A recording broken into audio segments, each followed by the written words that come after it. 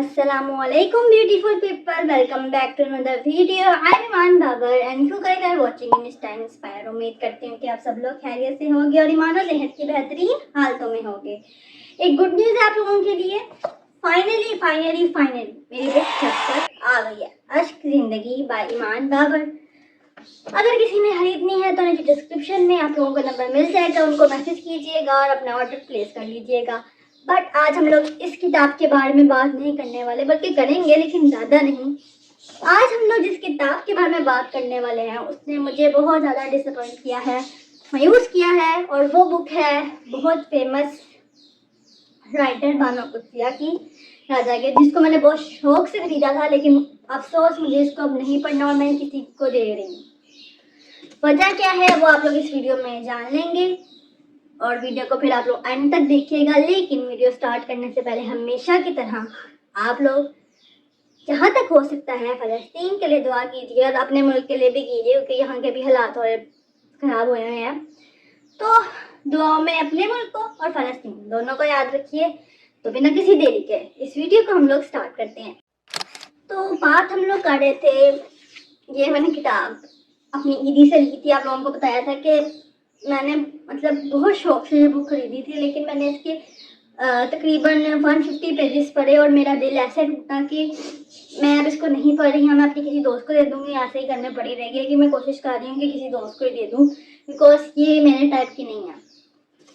क्योंकि जितने शौक से मैंने ये किताब खरीदी थी और इतने मतलब मैंने इतनी ज़्यादा एक्सपेक्टेशन लगाई थी, उस हिसाब से ये बुक ज़ीरो है।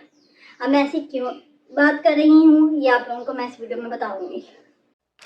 बानो कुतिया जो राइटर है उनका नाम किसी से भी ढका छुपा नहीं है, अगर आप लोग रीडर हो।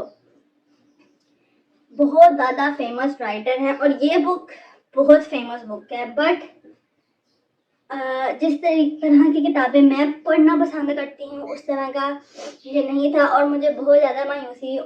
मैंने आप लोगों को कहा था जब मैंने दरबारे दे ख़त्म की थी कि मैं इसको पढ़ लूँगी। तकरीबन 400 पेजेस थे और ये एक दिन में पढ़ना मुश्किल नहीं है, मतलब आराम से पढ़ी जाएगी। लेकिन मैंने जब 100 पेजेस फर्स्ट डे ही पढ़ लिए तो मेरे मूड खराब हुआ। फिर मैंने अपने आप को हिम्मत देकर जो है ज़बरदस्ती कहा कि 40 मान और पढ़। बट यार मेरे बस की बात नहीं है किताब पढ़ना।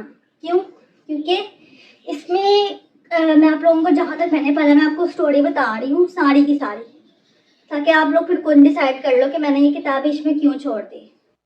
ये किताब शुरू होती है यूनिवर्सिटी से, एमए की क्लास हो रही है और वहाँ पर 3 लोगों की मतलब अभी जहाँ तक मैंने पढ़ा वो है 3 लोगों की कहानी घूम रही है। कयूम है, सिमी है और आफ्ताब लड़का है।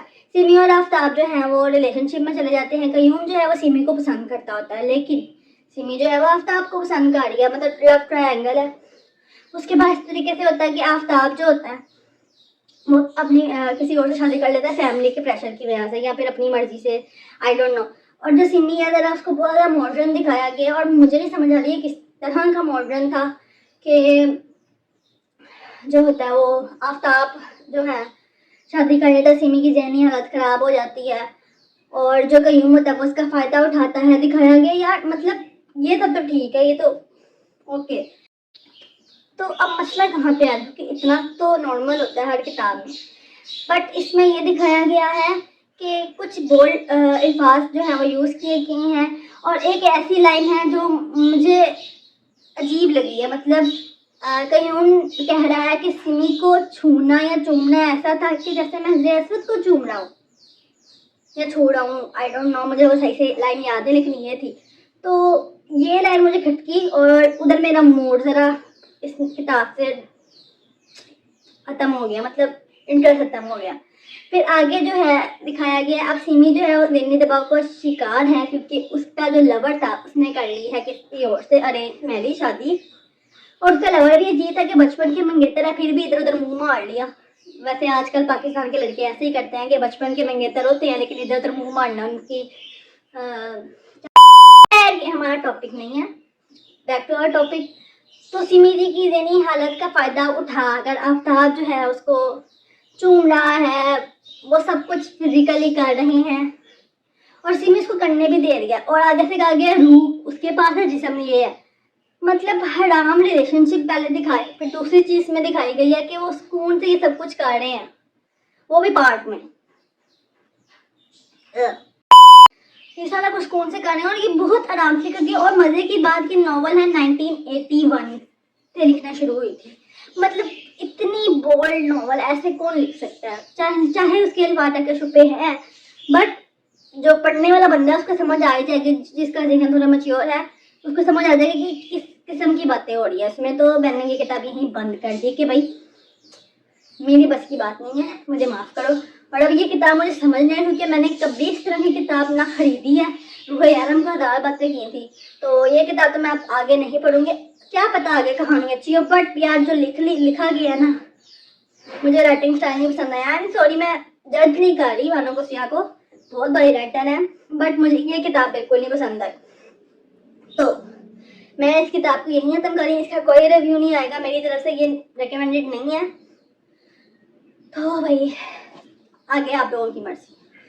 बस ये इतनी सी कहानी थी कि मैंने ये किताब दरमियान में क्यों छोड़ दी। मतलब पहले तो वो ड्रेसवर्थ वाली जो लाइन आई थी, ड्रेसवर्थ वाली, उसने मेरा दिल फुल खराब किया। लेकिन आगे आगे जब मैं पढ़ती थी मैंने कहा चलो यार एक दो सीन होंगे, आगे पढ़ती हूँ। आगे पढ़ा, फिर वही वो उसको चूम रही है, इसको चूम। आज के लिए बस इतना ही था। उम्मीद है कि ये वीडियो आप लोगों को पसंद आई होगी, और मुझे प्लीज़ जज मत करना हो कि मैंने पूरी किताब नहीं पढ़ी और ऐसा पहली बार हुआ कि मैंने आधी से भी कम किताब पढ़े हुए वीडियो बना ली हो। तो आई एम सॉरी, बट बताना ज़रूरी था क्योंकि कुछ लोग वेट कर रहे थे, इंस्टाग्राम पे उनके मैसेजेस भी आए थे कि राजा गीत का क्या बना। तो भाई राजा गीत का ये बना कि मुझसे नहीं पढ़ी जा रही है। मिलती हूँ आप लोगों से नेक्स्ट वीडियो में, अपनी दुआ में याद रखिएगा। अल्लाह हाफिज़।